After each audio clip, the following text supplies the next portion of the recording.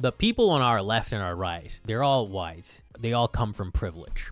Not white privilege. I would never use that corny term. They come from privilege, right? So there's 3 guys and there's 3 girls. They're all in this restaurant that they take for granted. They're taking for granted that they're in the restaurant. They don't care. It's not, to them, it's not special. You know, to them, they were born into this. To me and my lady, we worked our butts off to be able to sit at the table with these close, they're not adolescents, but they're close. They're late teens, early 20s, okay? And it's very likely that mommy and daddy were covering the tab for both of the ladies on our right and the guys on our left. And it was so funny because they were literally carbon copies of each other, just different, genders. So ladies, 3 guys. And, my poverty was really showing because they brought out the cake, they brought out like the dessert menu, and they're like, we have an olive oil cake.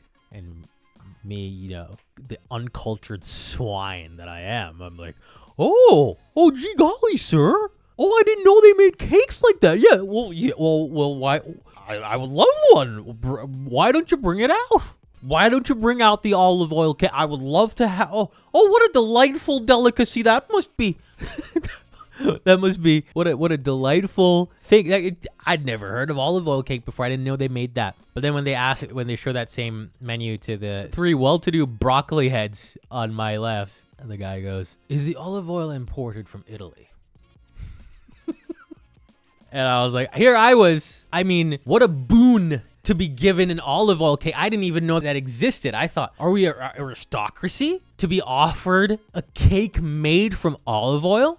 This guy on my left was like, hold on. They might be okay with any old olive oil, but I will only have it if the olive oil is imported from Italy. If not, you might as well douse it in lighter fluid.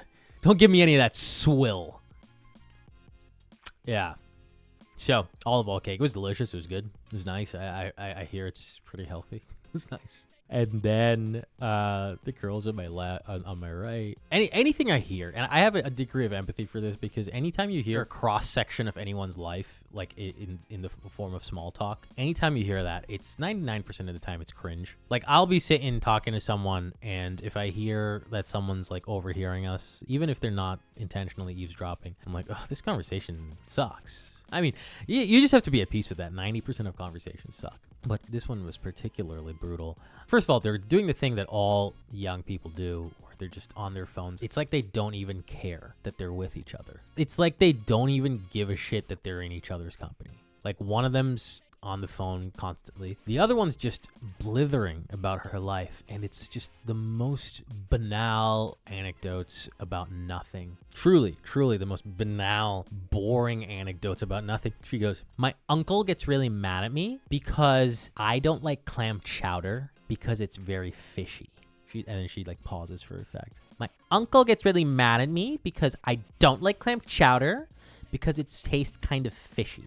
And then the other girl, and I could be imagining this, but the other girl, she goes, oh, really? That's wild. That's crazy. In my head, it was like almost sarcastically, like almost trolling her. It might have just been that she was on her phone and not really paying attention. So like she was being performative and didn't realize that she went way over the top. But, to me, it just sounded like she was going, oh, really? Wow. Does the fish stew taste fishy? That's wild. My mind is blown. That was insane. I couldn't believe that I was listening to this conversation. And then the thing that I guess topped it all off is girl number 1 who's telling the story was like, yeah. Like, she doesn't sense any degree of sarcasm or over the top. There's no part of her brain that goes, I mean, it's not that crazy. It's not that crazy that clam chowder tastes fishy. It's not that crazy that I don't like that. I'm a person after all. People have preferences. It's not that crazy that my uncle has a different preference. My uncle likes fish and I don't like fish. Hence, he likes clam chowder and I don't. Those are all of the things that are happening in that story. Wow, that's crazy. No way. Who stabbed who?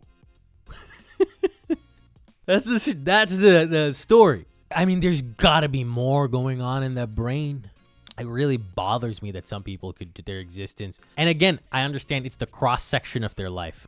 Maybe that's not them. Maybe they're really complex and interesting people with really fun, nuanced, experimenty thoughts. Maybe they're always doing thought experiments. Maybe that's where she was going with it. Maybe she was going to launch into a really interesting thought experiment about her uncle and clam chowder. Should he even be her uncle? Maybe they're not actually genetically related because her family is a fishing people. And they're from the Cape and they've always liked fish. And she's the only person who doesn't like fish and clam chowder in that entire family. So she suspects that maybe her mother had an affair with a blacksmith's son because she likes smithing. She's drawn to welding and metallurgy. Maybe that's her point. Her point is that she's drawn to metallurgy while the rest of her family is drawn to fish and chowder. Maybe that's her point. Maybe it was gonna get really, really interesting. Maybe it was a vapid topic sentence with a really interesting story.